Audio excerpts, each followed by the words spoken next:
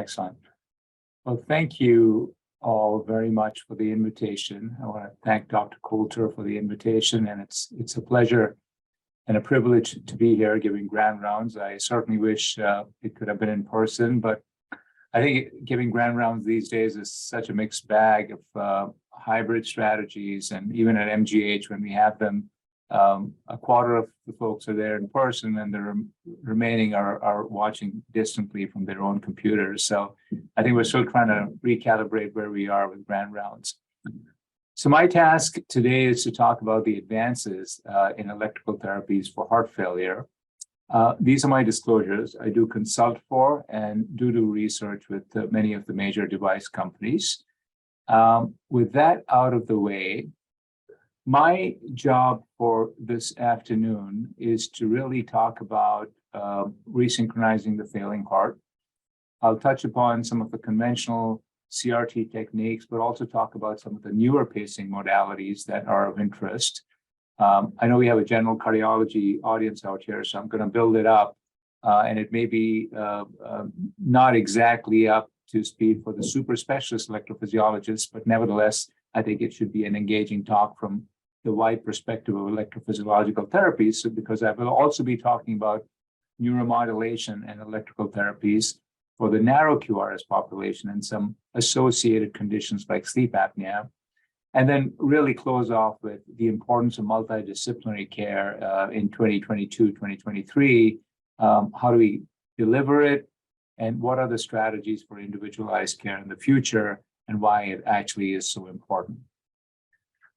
Now, I think it's quite straightforward to really pose the question that there is a need for new technology for heart failure, right? And I think the need is primarily based off the fact that the existing modalities are fairly expensive, whether it's transplant or LVAP for end-stage heart failure, or whether it's just the lifestyle that goes with it that really impacts their day-to-day existence. And then obviously there's a limited availability of donor organs that again compromises these as long-term options. And therefore having relatively less invasive strategies that are robust for patients with heart failure and can change the natural history are really things that are wanting out here. With that, having said that, I was trying to concentrate on the chat at the same time, and it makes it always challenging for me. But let me just start by really posing the conventional pathophysiology of heart failure with conduction tissue disease. So if somebody has an abnormal activation pattern, that abnormal activation pattern is associated with an abnormal contractile pattern of the heart. And that abnormal contractile pattern is something what we call as mechanical dyssynchrony. Now, mechanical dyssynchrony can result from electrical dyssynchrony in a failing heart at multiple levels. It's just not the intraventricular dyssynchrony that we're so used to thinking that resynchronization therapy really corrects. But if you look at it, patients who have heart failure have interatrial dyssynchrony because of the conduction tissue that is involved out there. But along with that, it has AV dyssynchrony, has interventricular dyssynchrony, has intraventricular dyssynchrony, and even intramural dyssynchrony, dyssynchrony between the epicardium and the endocardium because of diseased muscle fibers as well as diseased electrical tissue out there. And basically, what resynchronization therapy does is basically through conducting a venous angiogram out here and positioning an LV lead down one of the coronary sinuses. This is an old unipolar electrical lead, and that is the reason why I put it up, is you just pace one single portion of the heart with the right ventricle, and you hope that you can correct all these levels of electrical dyssynchrony. So it's rather an oversimplification of heart failure. But the bottom line is that many patients who get resynchronization therapy continue to be non-responders. And a part of that is because we really need to be more individualized in our selection of patients, better with our lead implantation, and at the same time, also more individualized with the way we program these devices and follow up these patients on an individual basis. So let's start right at the beginning. I think everybody knows this, that the data for resynchronization therapy has been there since 2002, actually even earlier than that. 2002 was when it was approved by the FDA. But then after they found it useful in class 3, class 4 NYHA, there were studies conducted in class 1 and 2 NYHA. Those were the RAF study, the reverse study, and the MADED CRT study, and not going to belabor those. But the bottom line out here being that patients who had electrical dyssynchrony with a low ejection fraction and a wide QRS on optimal medical therapy, and who were even mildly symptomatic, with resynchronization therapy, you could reverse remodel the heart, you could reduce their LV volumes, you could improve their ejection fraction, and that in turn translated into better functional capacity, better record in terms of reducing hospitalizations for heart failure, and that in turn translated into a reduced mortality. So clearly, resynchronization therapy works when it works in the right people chosen for the right reasons. But the important thing is really selecting the right patient. And I think everybody remembers the ECHO CRT study. The ECHO CRT study was a study that looked at patients with a narrower QRS. So QRS not that wide, around 130 milliseconds and lower, and then added on mechanical dyssynchrony in these patients and said, if we have patients with a narrower QRS and mechanical dyssynchrony, maybe resynchronization therapy should work in these patients. And lo and behold, when resynchronization therapy was administered, they found that these patients actually did worse. There was an increased death in patients with a narrow QRS who got resynchronization therapy, again, indicating that CRT is largely an electrical fix and has to be directed more at the electrical issue and not so much at the mechanical dyssynchrony issues. Although mechanical dyssynchrony is important, I think we realized many flaws in one, the way we were measuring mechanical dyssynchrony, but over and above that, it in itself may not be really reflective of the problem that resynchronization therapy was directed at solving.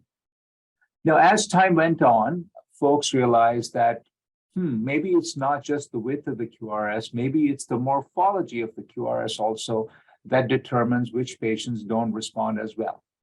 And then there were a slew of studies, or actually sub-studies, and then many meta-analyses, and then some prospective analyses, like in this Medicare beneficiaries subset of patients of several thousand, 25,000, they found that patients who had a narrower QRS, that is 130 to 150 milliseconds, and who had a non-left bundle branch block did not respond as well to resynchronization therapy. And maybe to enhance our response, we need to take a step back and select our patients more carefully.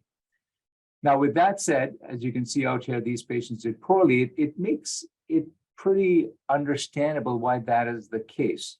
So if you look at the activation sequence, for those of you who are not used to seeing activation maps, blue out here is late activation, which is on the left ventricle, and the right ventricle out here, red, is early activation. So you can see in the left bundle branch block, it's the lateral wall of the left ventricle that is delayed in its activation, and the right ventricle gets activated early, and that's why you have this mechanical dyssynchrony. You flip it around with right bundle, so it's completely opposite dyssynchrony patterns. But then you have this group of IVCDs, or you have this group of right bundles with left anterior hemiblocks that actually have a mixed synchrony pattern and actually can still respond to resynchronization therapy. And I'll show you some data related to this. But again, the point out here being that the one-size-fits-all strategy that we have of putting the lead in the lateral wall of the left ventricle and hoping that it's going to resynchronize the heart doesn't necessarily work in patients who have a non-left bundle branch block morphology. Maybe we need to be a little more individualized in how we treat these patients with non-left bundle branch block, not just say that CRT doesn't work, but try to be more targeted and more specific in the way we treat these patients. Now, with that said, when you put all the data together from a lot of different studies, there's really evidence that resynchronization therapy, one, is not a binary entity. So that means you're not either a responder or a non-responder. You can be a mild responder, a moderate responder, a high responder, or a super responder, depending on how your ejection fraction improves and how your LV actually remodels. And obviously, there are some patients who actually are negative responders. The moment you turn on their CRT, they actually either start having arrhythmias, or they fare badly in terms of their ejection fraction actually drops. And many of those are the patients with the narrower QRS and patients who are a narrower QRS with non-left bundle branch block. When you try to put this together, the patients that actually respond the worst are patients who are ischemic and patients who have non-left bundle branch block and have a narrower QRS subset of patients. There is a wide set of patients that remained untested. And one of the tests we did was to look at patients with cancer who had chemotherapy-induced cardiomyopathy with some widening of their QRS.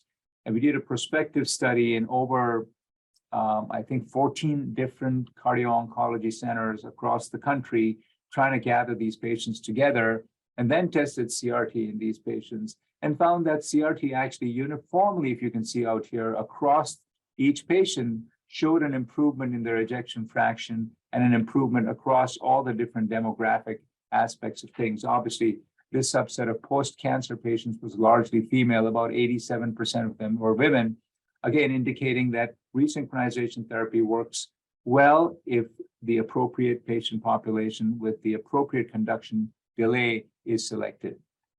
Now, you might select the right patient, but if you implant the lead in the wrong place, the likelihood of response is going to be very low. And we tested this in the MADE-IT CRT study, where we looked at over 1,800 patients, and of them who were randomized to CRT, there were about 800 of those. We actually looked at the lead locations across the heart and tried to assess which patients did well and which patients did not do well.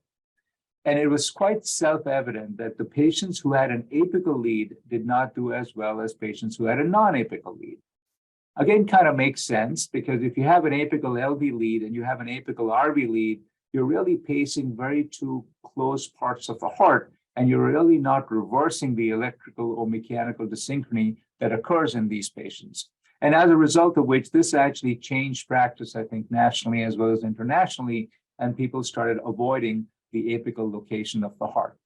Now, having said that, it's not an all or none phenomenon again, because you can have some leads in the apical area that may be in an area of delayed electrical conduction. And I'll show you some examples that actually can translate into patients doing reasonably well. But it's really important about getting it right at the individual level. And you can see this patient has a left bundle branch block. And this is a patient from a few years ago with ischemic cardiomyopathy. A CRT was actually implanted into this patient, NYHA class 3, but post-CRT, the patient had a continued decline in his EF from 23 to 17% with increasing LV dimensions. And as you can see, there's a left bundle branch block.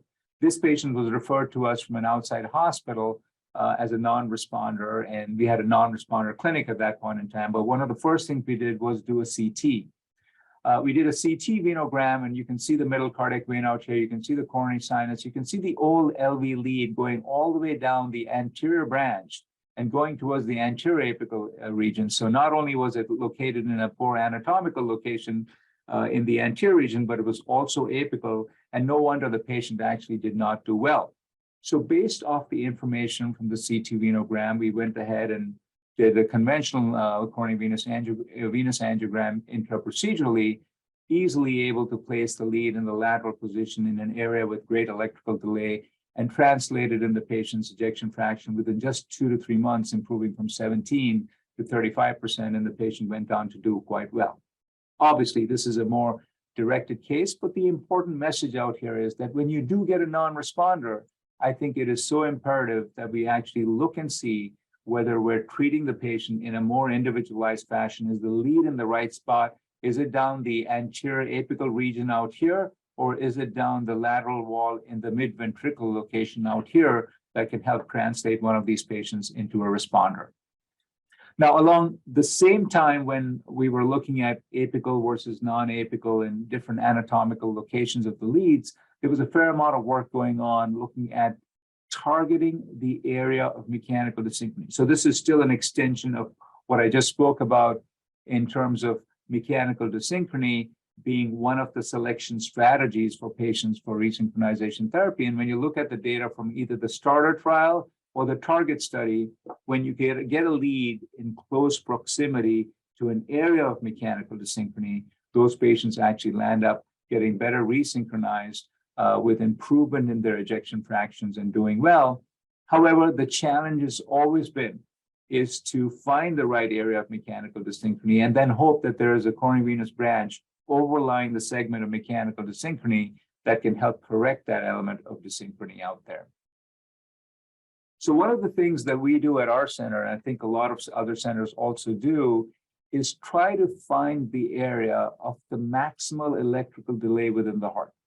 So one of the things you can see out here, this cartoon on the left is actually a coronary venous electrical pattern. So you put a Cardiema catheter into each of the branches of the coronary venous tree, find which areas are more delayed out here and which areas have scars, you can see out here, and then put the lead in an area that is less delayed and has no scar, and you can help translate those patients into actually improving. One of the ways of doing this is just with the LV lead. You can measure the electrical delay within the heart, and there is data from our center and now even from the SMART AV study, which I think a lot of folks have heard of, where about 400 patients were examined in a blinded fashion.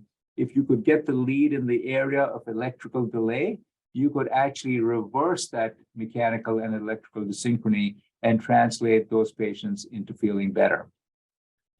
So we decided to take this a little further, and this was just published about a year and a half ago, or 2 years, almost 2 years now ago, was looking at a targeted lead implantation strategy for non-left bundle. So we didn't want to write off all non-left bundle, and we said, if we can target the lead in a patient with non-left bundle in an area that is more individualized, maybe we can convert them into responders.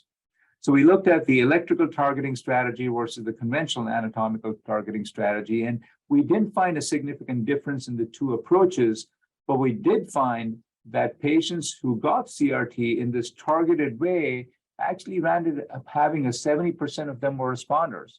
So patients who are non-left bundle branch block patients, so have a wide QRS, but non-left bundle branch block patients still respond to resynchronization therapy, may not respond as well as left bundle branch block, but there's hope for them, and we shouldn't be writing them off and saying that they'll all be potentially non-responders. So I'm going to shift gears out here and talk about some of the other strategies for resynchronizing the heart in heart failure. We talked about pacing the heart through the coronary sinus. There is left bundle pacing and his bundle pacing. There's a lot of excitement for conduction system pacing out here, and we'll touch upon these very briefly. And then there is multipoint pacing, where you can pace off more than 2 electrodes, or you can pace off from the endocardium of the left ventricle in a leadless fashion, and I'll show you some examples for that, or from multiple sites, and try to recruit more myocardium to make them even more responsive in patients who have a failing heart. By recruiting more myocardium, you can potentially make them respond better, is the hypothesis. I'm not going to get into the anatomy of the his bundle, the AV node, and the left bundle, but there have been strategies to get the pacing electrode directly in the his out here or somewhere in this left bundle area. The his bundle approach is falling out of favor, and it's falling out of favor for the reason that pacing thresholds are really high, lead dislodgements are high, battery drains because of lead dislodgements, and lead thresholds being high is a bit of a problem. So people have gravitated now directly to do left bundle area pacing in many of these patients who have conduction tissue disease on the left side. I'm not going to belabor the procedure.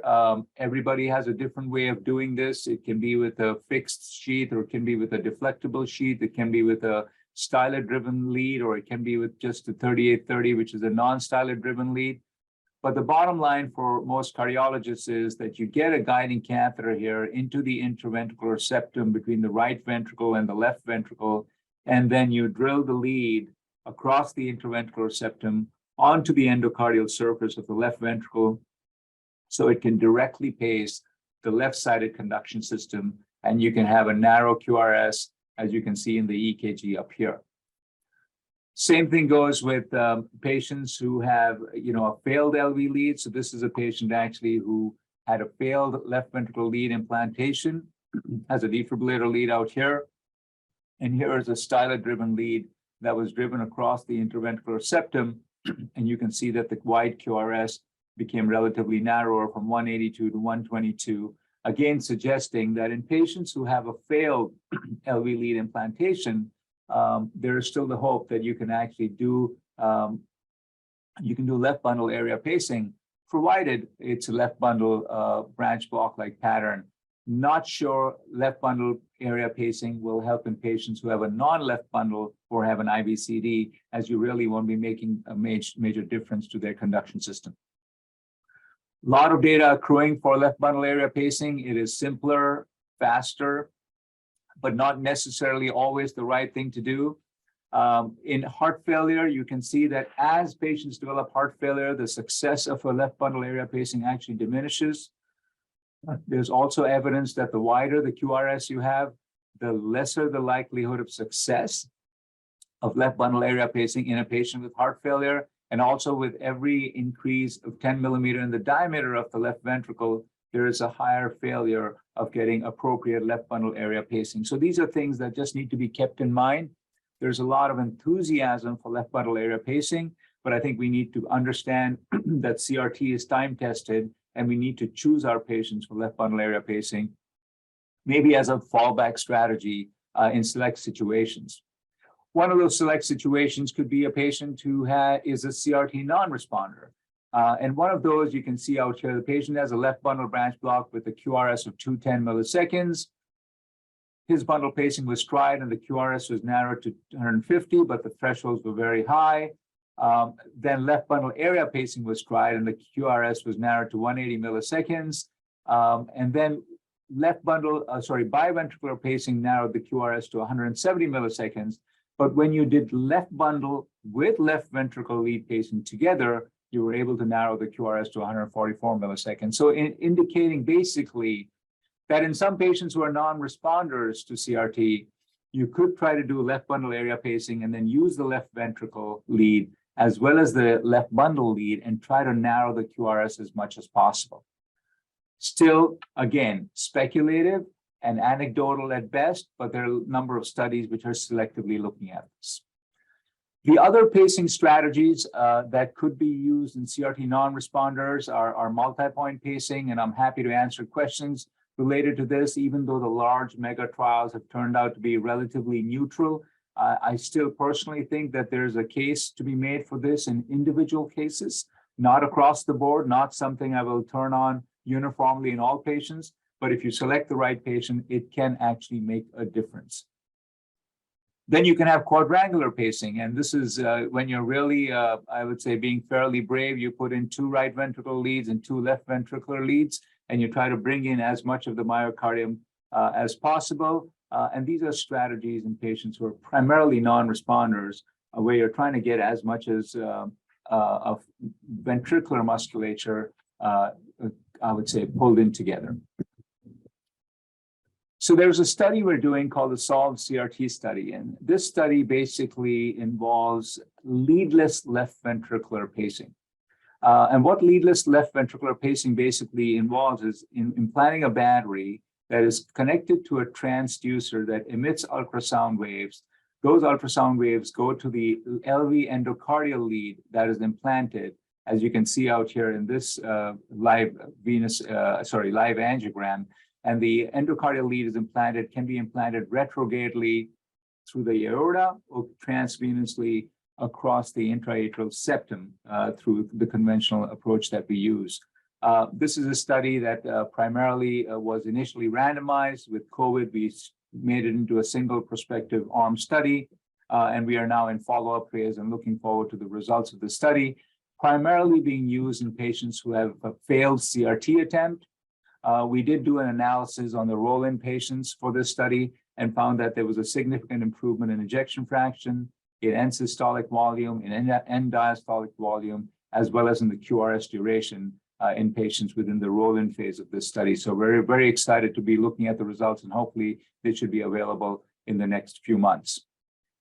So where does this bring us? I think it's important to recognize that everybody eventually is gravitating away from leads. And if you look at the future, maybe it'll be 10 years from now or 20 years from now, there will be nothing inside the heart and everything will be extrathoracic. As you can see out here, there are 2 leadless pacemakers out here, the Micra, which is an RV endocardial lead pacing, and you can see the VICE CRT system, which is the LV endocardial lead out there. These are powered by one, you have the SICD battery out there, but you also have the VICE CRT battery and the ultrasound transmitter. indicating that all these extrathoracic structures at some point in time will get amalgamated into a single large unit that can communicate with these leadless pacemakers and pacing devices within the heart.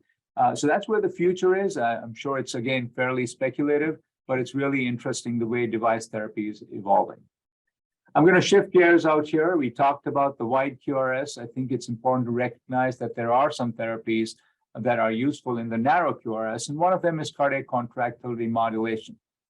Many of you may have already heard of this. This is a therapy that is delivered where a high voltage impulse is delivered in the absolute refractory period, and that apparently enhances sarcolemmal calcium release, and that sarcolemmal calcium release in turn causes upregulation of circa, improves NYHA class, quality of life, and actually also improves heart failure and mortality events.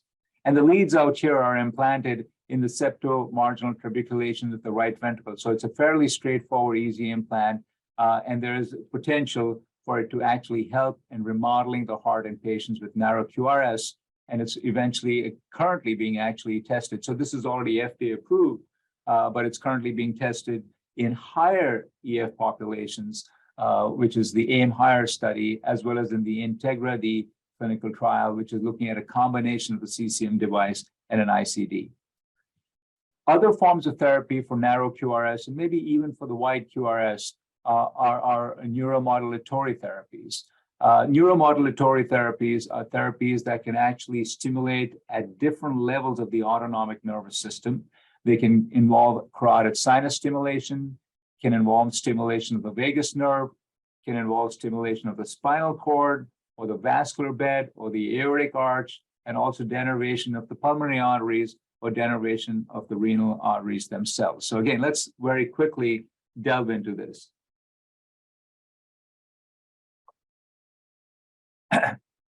So let me start with baroreflex activation therapy. So this is a form of therapy where these electrodes are implanted with the help of a vascular surgeon. Both vascular surgeons and EP work together, where these electrodes are implanted on the carotid bifurcation, connected to a device that is tunneled down just here infraclavicularly. And by stimulating the carotid baroreceptors, I think we all know that it reduces sympathetic activity, increases vagal activity, and in turn actually enhances baroreflex sensitivity. And if you all remember your physiology from medical school, an improved baroreflex sensitivity is associated with better outcomes. And people have studied BRS in many ways. They've looked at it as a response of heart rate to blood pressure using phenylephrine. But bottom line being that the higher the BRS you have, the better you do in terms of outcome. And the same applies even to patients with heart failure. And the rationale out here is that by stimulating the carotid baroreceptors, you decrease heart rate, you reduce myocardial work, and you actually increase diuresis and natriuresis. And all of these have been shown through a slew of different studies, the BEAT-HF and the Barostim-HF study, that they actually improve NYHA class and reduce cardiovascular events, and at the same time improve quality of life. And this is largely useful in patients who are NYHA class 3 with an ejection fraction of less than 35%, with an NT-proBNP of less than 1600. So patients with heart failure, but relatively well-controlled heart failure, but at the same time have a narrower QRS, can be offered that, which is again an FDA-approved breakthrough device therapy. The vagal nerve stimulation saga has been going on for many years, actually almost a couple of decades, probably even prior to that. But again, the idea out here is to recruit the vagus nerve so that it again changes the sympathovagal balance, and that sympathovagal balance then translates into better reverse remodeling of the heart. Now, as you remember, there were a number of studies, whether it was the Anthem-HF study or the Innovate-HF study, that turned out to be neutral to negative, primarily neutral. They weren't negative. And to counteract that, now we have the Anthem-HFrEF study, which is underway. I think it's finished recruiting 800 patients, and now it's in a follow-up mode. And I think many of the prior studies were limited by their design of the leads and the way they stimulated, what the frequency and the amplitude of the stimulations was, and the dissimilar titration studies that were done within each of these different studies that looked at vagus nerve stimulation. There's tragus nerve stimulation. Again, any nerve that has a name can be stimulated, and if they're connected to the autonomic nervous system, they might potentially have some role. The tragus nerve is a nerve that is connected to the vagus, and by stimulating the tragus nerve, actually, again, you can shift the sympathovagal balance. There is data that it actually helps post-MI LV remodeling in mice and rats, and there is the hope that it can help humans, and it is being tested in the TREAT-HF study. The TREAT-AF study actually did show by shifting the sympathovagal balance, you could actually reduce the AF burden, and there are many sub-studies from that are still coming underway, and it's also being looked at in the HFpEF population, whether stimulating the tragus nerve can actually, again, help patients with heart failure with preserved ejection fraction. So one of the other areas that often accompanies heart failure is central sleep apnea, an entity that not many of us electrophysiologists know too much about, but we do know that it worsens the prognosis and that correcting central sleep apnea is really important. Now, you may remember the SERVE-HF study, which looked at positive pressure ventilation for patients with sleep apnea, and they found that in heart failure, those patients actually did worse. And a part of that was because positive pressure shifted the sympathovagal balance in the opposite direction and resulted in autonomic changes that actually resulted in a deleterious effect with a higher mortality in patients with heart failure who got positive pressure ventilation for central sleep apnea. What the remedy system does out here is has a sensing lead down in the azygous vein and a stimulation lead down the pericardiophrenik vein. And that stimulation then translates into patients correcting their sleep apnea. And you can see that the apnea-hypopnea index actually in patients who received this form of therapy was markedly reduced over time. Whether this translates into better outcomes and long-term survival yet remains to be tested. But again, an area that is ripe for investigation and something that many people have realized that really needs to be looked at more significantly because central sleep apnea in heart failure patients is associated with a worse outcome. So we talked about stimulating and pacing. What about denervating and burning? And I'll just touch on a couple of aspects of this. There are many of them actually, but I think many of you must have heard of the TROPHY-1 trial. And the fact that there are alpha-1 adrenergic receptors in the autonomic ganglia in the adventitia of the pulmonary vessels that can actually regulate the vascular tone and cause pulmonary hypertension when they're overactivated. And the TROPHY-1 trial, which looked at the Typhus system, which is a system that gives ultrasound-focused high-intensity energy that can actually ablate these ganglia, can actually help reduce pulmonary artery pressure. At least in the TROPHY-1 trial, there was evidence of a reduction in the pulmonary artery pressures, improvement in the PVR, and also in the 6-minute walk test. And I know currently it's actually being tested in the TROPHY-2 trial. So when you look at electrical therapies for heart failure, I think remembering PA denervation in pulmonary hypertension can help. And even renal denervation in HFpEF might be of some value. I think everybody remembers the Simplicity HF study, which looked at renal denervation in HFrEF patients and found that the data was fairly squirrely, almost neutral, not negative, but neutral out there.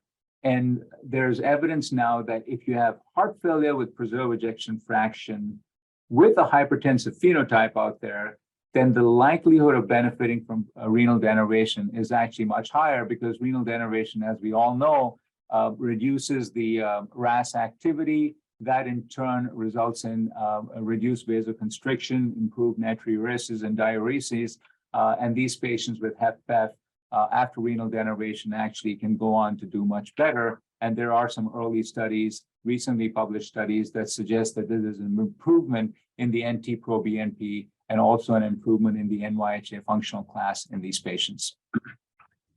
I think no study, let me put it this way, no form of electrical therapy in the future will exist without the association of having some sensor-based strategy for monitoring them. So when you look at these implanted devices, they have simple sensors in them that can measure heart rate, accelerometers, they can measure heart sounds, respiratory rate. In addition to that, there are sophisticated sensors that I'm not going to get into the details of that can measure pulmonary artery pressure, can measure atrial contractility, can measure even the dP by dt changes within the heart. And there are some chemosensors that are currently being under development. The reason I state these is because I think the future of managing patients with heart failure is largely going to be impacted by all these sensor strategies. These sensor strategies can be wearable or could be implantable, and I'm going to restrict my discussion to the implantable ones out here. Whether it's the implantable loop recorder, whether it's a sensor in the right atrial lead that can measure cardiac contractility, whether it's the LBAP, whether it's across the left interatrial septum, whether it's the CardioMEMS-like device, or this is the older laptop HF study, which you know was terminated for safety reasons, but such a cool idea where you could put a sensor within the left atrium, and that could monitor left atrial pressure sensors, left atrial pressures that could help monitor and treat these patients with heart failure. I think anything in the future that is left behind in the heart will have a sensor and will provide some objective information of how we can manage these patients. I'm not going to belabor this, but I think it's important to recognize that even in 2010, when we did this study in about 1,000 patients or so, validated in 1,000 patients and studied in 800 patients, looking at simple sensors of heart rate variability, HRV footprint, and physical activity, and the mean heart rate, we were able to substratify which patients would actually survive to 1 year, and with others with a 20% mortality at 1 year, just based off what your risk profile was, based on whether these parameters were normal or abnormal. I think these are going to have a resurgence again, and how we treat our patients and help risk stratify them using sensor strategies is going to become very important. There are many integrated sensor strategies that I think all of us know about. Within these devices, there are now blended sensors, because I think we know that if you use one isolated sensor, you can have a false positive, and you have a false positive, it can send you on the wrong trajectory on multiple fronts, both the patients as well as the physicians. And that's why sensors now are integrated. They're blended sensors. And if you have a level of that blended sensor index going above a certain threshold, the clinician or the patient or the clinician and the patient can potentially get alerted. And eventually you can even predict heart failure 30 to 35 days before the heart failure episode actually occurs, and hopefully intervene. The biggest problem with these sensor strategies is how do you do it? I mean, who gets the data? Who looks after the data? Is it the EP doc? Is it the heart failure doc? Should they be working together? Should it be an integrated clinic or not? So first of all, I think integrated clinics are really important. And I think they're primarily important because these ambulatory patients with implanted devices are very frail. They have multiple caregivers. There's really no structured crosstalk between all these caregivers. And the existing model is really insufficient in evaluating response, measuring non-responsiveness, transforming non-responders, or maximizing device benefits. And this is not just for CRT, but this is across the entire spectrum of devices for both narrow and wide QRS. And I think every subspecialty, whether it's heart failure, cardiac arrhythmias, or general cardiology, or echocardiography, all have a specific role to play out here. And we've been doing an integrated clinic since 2006. And we had a method to our madness where a patient coming in would see the electrophysiologist, see the nurse practitioner, get a device check, get an echocardiogram, and then see the heart failure doc, and then graduate from the clinic at 6 months. It's be seen at 1, 3, and 6 months. And I won't get into details, but we did look at this prospectively, and we found that when you looked after these patients in an integrated fashion, these patients actually did really well. They did better when they had multidisciplinary care versus conventional follow-up, and therefore really bringing everybody together to be able to share the data and look after these patients in an individualized way really makes a lot of sense.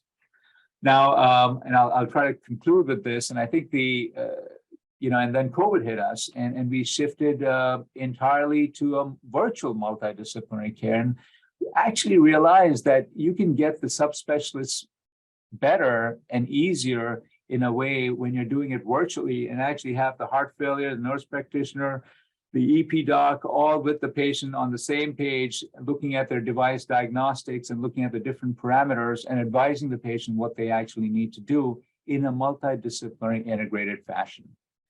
With that said, I'm going to conclude by stating that we talked about resynchronizing the failing heart. We talked about conventional CRT, some of the newer pacing approaches. We discussed neuromodulation, all the different neuromodulatory therapies, not all of them, but some of them, and also cardiac contractility, modulation, and sleep apnea strategies. And then I can't stress the importance of really having multidisciplinary care strategies to really look after these patients. And I think that is the future for individualized care. Thank you very much for your kind attention. I am more than happy to answer any questions.